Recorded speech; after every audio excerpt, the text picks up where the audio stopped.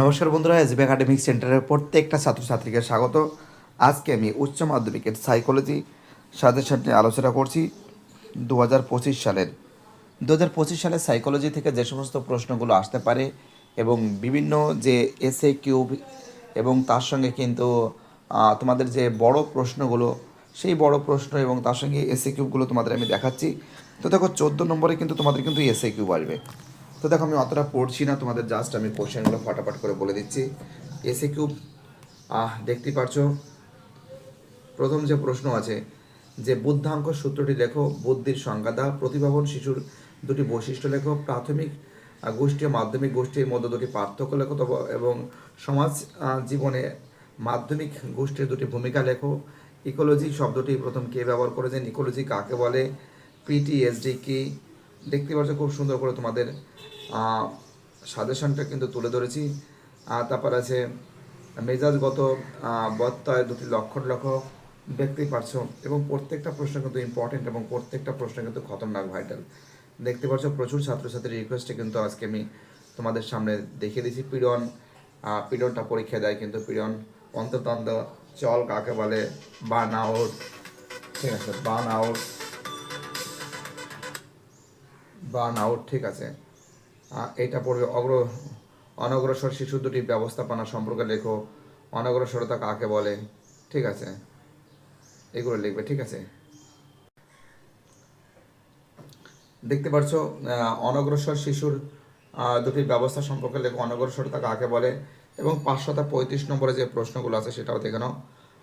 প্রতিভাবান শিশু কাদের বোঝায়, ঠিক আছে, স্বৈরতান্ত্রিক নেতৃত্ব কাকে বলে, অপসঙ্গতি দুটি কারণ। দেখতে পাচ্ছ বড় প্রশ্নগুলো, বিধিবদ্ধ অবিধিবদ্ধ, প্রতিফলন অভিক্ষা বলতে কী বোঝো, ঠিক আছে। শিজোফ্রেনিয়াটা খুব ইম্পর্টেন্ট আছে। মনোভাবের যে কোনো তিনটি বৈশিষ্ট্য, মনোভাব পরিবর্তনের জ্ঞানমূলক অসঙ্গতিটা পড়বে। শিজোফ্রেনিয়াটা কিন্তু খুবই ইম্পর্টেন্ট আছে, ঠিক আছে। শিজোফ্রেনিয়া এটা কিন্তু খুবই ইম্পর্টেন্ট এবং এটা কিন্তু খুবই ভাইটাল বলে আমি মনে করি, ঠিক আছে, এটা ভালো করে করবে। তারপরে দেখো এবার দেখো আমাদের কিন্তু আরেকটা সেট তোমাদের দেখাচ্ছি, সেটা কিন্তু আরেকটা সেট দেখাচ্ছি, সেটা কিন্তু বুদ্ধির আদর্শ সংজ্ঞাটা পড়বে, সি আর সি, এটা ভালো করে পড়বে, ঠিক আছে। দেখতে পাচ্ছ সরাসরি কিন্তু তোমাদের সামনে কিন্তু আমি তুলে ধরেছি প্রশ্নগুলো। এই প্রশ্নগুলো কৌতুকপূর্ণতার কোন ধরনের লক্ষণ, দেখো একটু বানামে টাইপিং একটু গন্ডগোল হতে পারে, প্লিজ তোমার কোনো কিছু মনে করবে না। পরামর্শদান কাকে বলে, পিএনআই পুরো কি, সিজোফ্রেনিয়া।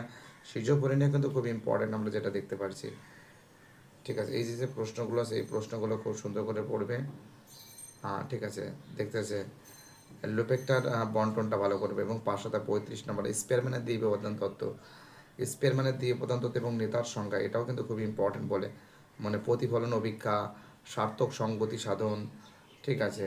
দেখো এর সঙ্গে কিন্তু অথবা দিয়ে পীড়নটা ইম্পর্টেন্ট আছে কিন্তু পীড়নটা ভালো করে পড়বে, পীড়নটা, ঠিক আছে। তারপরে দেখো উদ্বেগমূলক অসঙ্গতির ভাগগুলি লেখো। এই যে প্রশ্নগুলো আছে এই প্রশ্নগুলো কিন্তু ভালো করে পড়বে। আর তোমরা তো জানো যে এসবি একাডেমিক সেন্টার সবসময় জন্য তোমাদের সঙ্গে আশেপাশে আপদে বিপদে থাকবে। আজকে আমি উচ্চ মাধ্যমিকের সাইকোলজি সাজেশন নিয়ে আলোচনা করছিলাম। বাই টাটা, সবাই ভালো থাকবে।